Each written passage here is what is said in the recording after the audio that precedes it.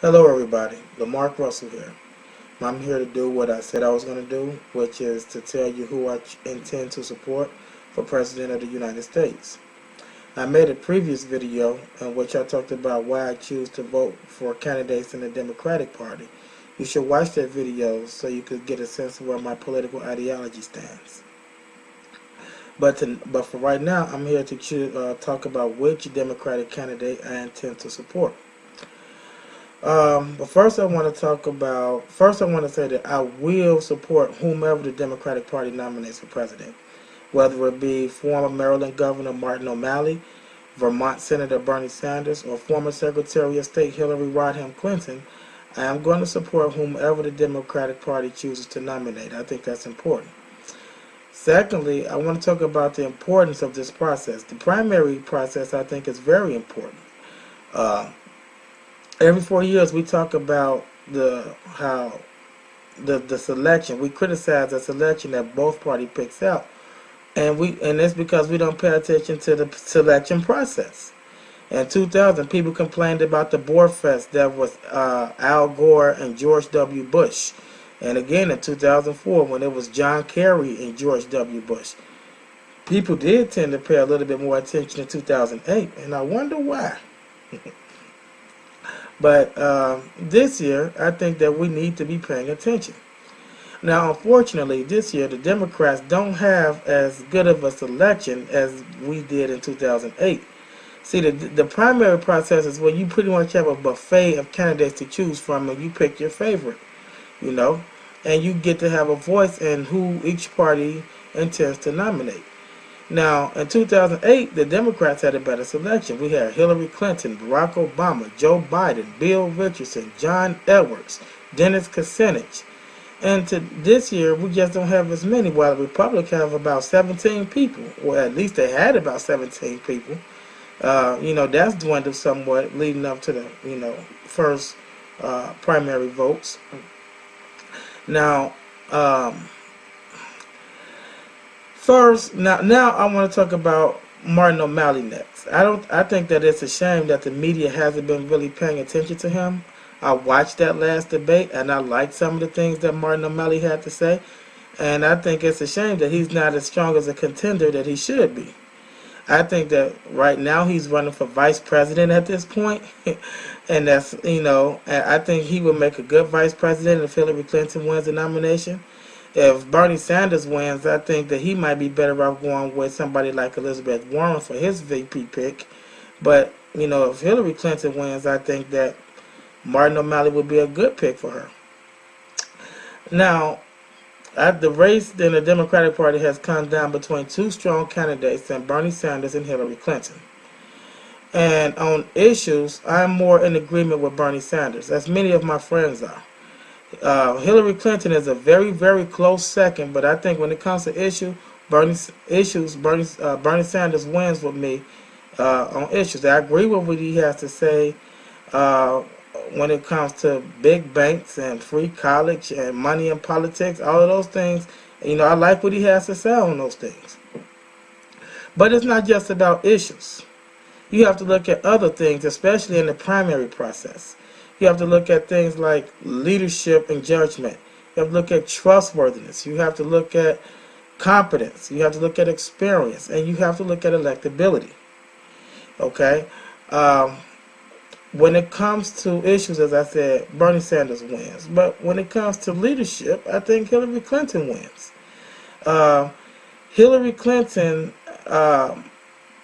was an active part of President Clinton's administration from 93 to 2001. She was a senator representing New York from 2001 to 2008. And she served Barack Obama well as Secretary of State. Again, she has a lot of leadership credentials. She even served on the board of Walmart for a short time there.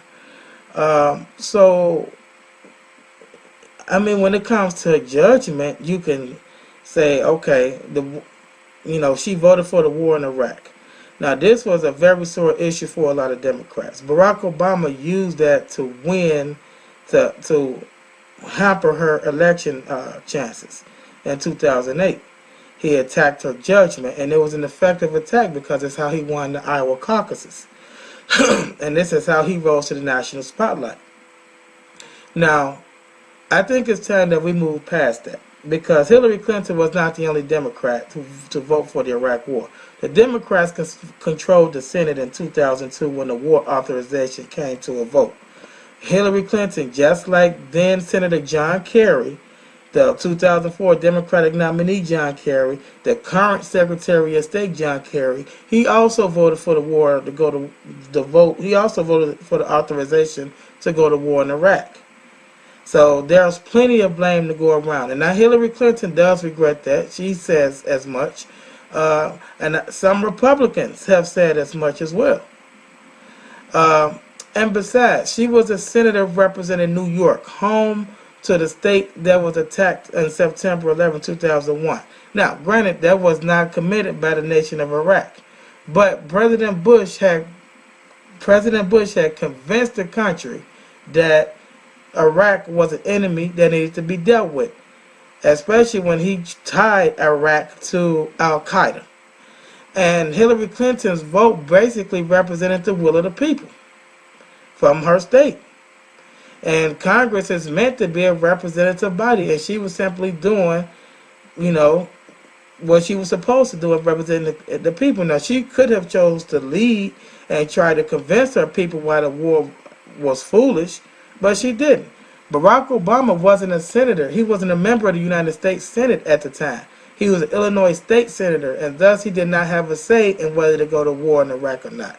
He did give that speech in 2002 saying that he disagreed with the war, which is how he won the nomination in 2008, at which point the Americans had turned sour on the war. But in 2002, he wasn't a senator. Hillary Clinton was. So I think it's time that we move past this issue and move forward. People make mistakes. But even with that foolish vote to go to war in Iraq, I still think Hillary Clinton wins on leadership. Now, when it comes to trust, I think I have to give that to Bernie Sanders. Hillary Clinton is a person who changes her political beliefs with the wind. She changes her positions with the wind. Bernie Sanders, I think, has been a lot more consistent. And this is what happens when you have, 30 plus years in the spotlight. Times change, things change, and as such, your positions change. And that's certainly what happened to Hillary Clinton. Bernie Sanders, I think, has been a lot more consistent, except when it comes to guns. Now he's trying to be a little bit shifty on that issue. But even still, I think that he's been more consistent, which is why I have to give trust to Bernie Sanders. Now, when it comes to competence, I have to give that to Hillary Clinton. Simply because Hillary Clinton has a record of getting more things done than Bernie Sanders has. Hillary Clinton led the cause to get every child in America insured back in the 90s. She got a lot of things done when she was in New York representing New York in the United States Senate. She got a lot of things done as Secretary of State. Again, she served Barack Obama well as his Secretary of State. So, again, when it comes to competence, I have to give that to, Hillary Clinton. Now, you could talk about Benghazi, but again, hey, Benghazi was a major fuck up for everybody involved, including Barack Obama. I think that it was an honest mistake, an oversight that had tragic consequences. And, these type of things happen to everybody who served in leadership positions. If you've served in leadership position before, you have your share of mistakes. And certainly Hillary Clinton is not without her share of mistakes, But, I don't buy the Republican conspiracy theories regarding Benghazi. But I do think that when you take Benghazi away, you look at Hillary Clinton's record, she is a very competent person to get a lot of things done. Okay? So I have to give competence to Hillary Clinton. When it comes to experience, both Hillary and Bernie have a vast amount of experience. Before he became senator from Vermont in 2007, he was a member of the House of Representatives in Congress. Bernie Sanders was, dating back to 1991, a couple of years before Bill Clinton even became president. So Bernie Sanders and Hillary Clinton both have a vast amount of political experience. I think Hillary Clinton has more experience that matters. She was one of the most traveled secretaries of state, and I think that she's more versed on national security matters, and I think she has more relationship with different heads of states around the world. And I think that's going to be to her benefit if she's elected to be president. Um, and, her husband's connections help as well, So when it comes to experience, I think that while Bernie and Hillary have a vast amount of experience, I think Hillary wins that category for the reasons I just stated. Now, when it comes to electability, this is a big one. Electability is very important. Now, Bernie Sanders, now in current national polls, when you match Hillary Clinton against a hypothetical matchup, general election matchup with Donald Trump, who is leading on the Republican side right now, Hillary Clinton wins, according to the polls that are out there. When you match Bernie Sanders against a hypothetical general election matchup against Donald Trump, Bernie Sanders wins. And he wins by a few more points than Hillary Clinton does. So you can take that and say, oh, well, Bernie Sanders is more electable. But I don't know, I wouldn't buy into that just yet, because as Bernie Sanders himself pointed out in the last debate, polls change. And he's right about that. They do. And the polls will most definitely change after the two parties pick their nominees. The polls will definitely start to shift in either direction. So the thing that really bothers me is that Bernie Sanders calls himself a democratic socialist. Now, I know what that means, and a lot of my friends know what that means, but I don't think the general American populace knows and understands what that means. And I think that if he is nominated for president, the Republicans are going to take that socialist label and they're going to tie it to communism. Now, educated people knows that there's a difference between socialism and communism, but I don't think the general American public does. And the Republicans, as they do best, are going to use that against him. They're going to tie it to old Soviet-style Russia. They're going to tie him to China, to Venezuela, to North Korea, to Cuba. And I can see the ask now, is this what you want for America? So that is what I think is going to happen with Sanders. And I think he is going to lose because of it. Because he's going to be spending more time educating America on what a democratic socialist is and giving a lesson, trying to give a lesson about the differences between socialism and communism, while Republicans are going to be hammering him on it. And this is, call me a cynic, call me cynical, but I think this is a losing strategy. And I think that we are all naive to think that nominating Bernie Sanders, excuse me, sorry, I have a little cold here, but I think that we are all naive in thinking that nominating Bernie Sanders is going to be a winning strategy. I don't think that's true. So, again, I have some problems with Bernie Sanders' electability. Furthermore, even if he does squeak out a win, I think he's going to be a very polarizing figure to work with, because he's a political ideologue who calls himself a democratic socialist. No Republican in Congress is going to want to be seen working with him, because it's going to hurt their election chances with their constituents. And so he's not going to be able to get a lot of things done, and in turn, he's probably going to end up being the first one-term president. So again, when it comes to electability, Bernie Sanders, again, he's a political ideologue. He's so far to the left of Hillary Clinton.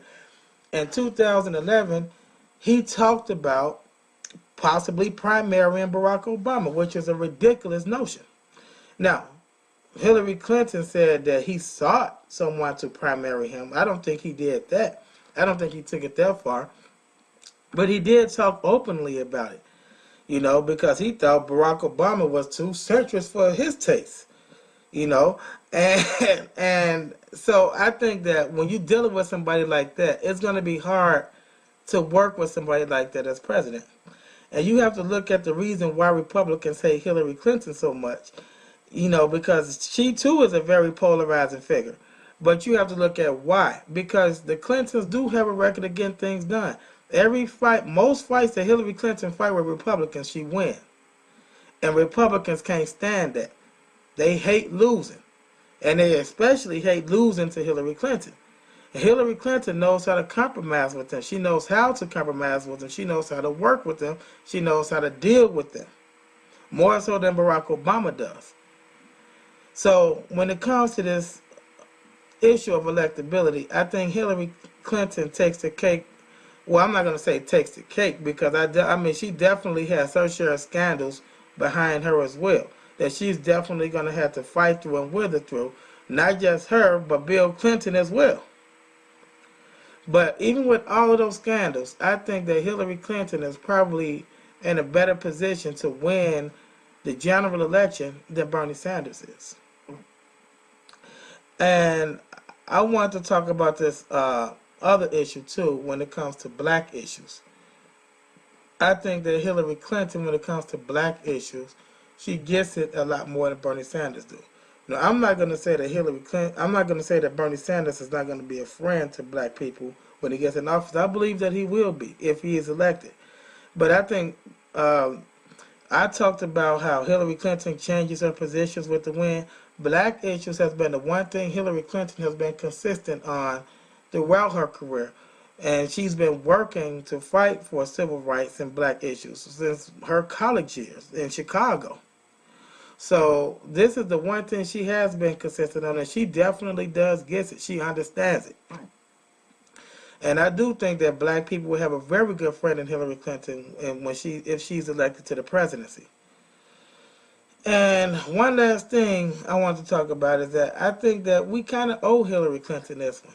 I mean, she fought a very hard primary fight with Barack Obama in 2008 and lost. And it was a hard loss for her because about 1 million more votes was cast for Hillary Clinton than was for Barack Obama. I think Barack Obama had about 17 million votes cast in the primary, and Hillary Clinton had about 18 million votes, but Barack Obama had amassed more delegates because he won big in the states that matter. Now, that's a process I'm going to explain later, the delegate process and the nominations, but the point is Barack Obama won and Hillary lost, and it was a hard loss for her. And even still, she campaigned for Barack Obama. She helped get him elected. She served him well as a Secretary of State. Bill Clinton helped get him reelected in 2012. He gave that rousing speech at the 2012 Democratic National Convention that I think helped put Barack Obama over the top. So, again, the Clintons have been friends to Barack Obama throughout his presidency. They played nice. So I think that we kind of owe the Clintons this one. It's their turn, and I hate to think like that. And this is why I put this last, because I wanted you all to know that my decision to support Hillary Clinton is not based solely on the whole we owe Hillary thing. So, I wanted to take you through the different metrics that I looked at. Issues, leadership, trust, competence, experience, electability. I wanted to take you throughout, through that process to show why I'm choosing to support one Hillary Rodham Clinton for President of the United States. Okay? Now, as reluctant as that support may be, and as soft as that support may be, it could change. You know, depends on what develops over the next few weeks and a few months. I could change my mind. But as reluctant as I am today, I am reluctantly and unenthusiastically supporting Hillary Clinton for President of the United States. So yeah, I'm not as excited as I was in 2008 when I backed Obama. But I do think that Hillary is probably our best choice at this point. So there you have it. Any questions, any comments? Let me know. Thank you for listening.